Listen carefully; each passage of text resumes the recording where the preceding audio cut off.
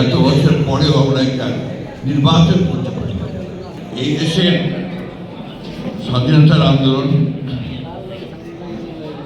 সমাজকে বদলে দেওয়ার যে আন্দোলন সংগ্রাম, সেই সংগ্রামে আসাদ অবশ্যই অমর হয়ে থাকবে ইতিহাসে।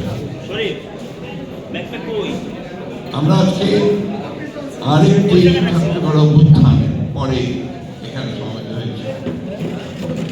24-এ যে ছাত্রগণ অভ্যুত্থান, সেই গণ অভ্যুত্থানের ফলে আমরা একজন ফ্যাসিস্ট শাসককে দেশ থেকে চলে যেতে বাধ্য হয়েছি। 69 ছাত্রগণ অভ্যুত্থানে তৎকালীন সামরিক শাসক আইয়ুব খানকে চলে যেতে বাধ্য করা হয়েছে। যে কথাগুলো অনেক বক্তাই বলেছেন যে আমরা আমাদের সেই নিশ্চিত যে লক্ষ্য, সেই লক্ষ্য আমরা পূরণ করতে পারি। জয়েন্ট থেকে বলেছেন যে আজকে প্রায় এত বছর পরেও আমরা একটা নির্বাচন করতে পারি। এটা একটা সামগ্রিক ব্যাপার।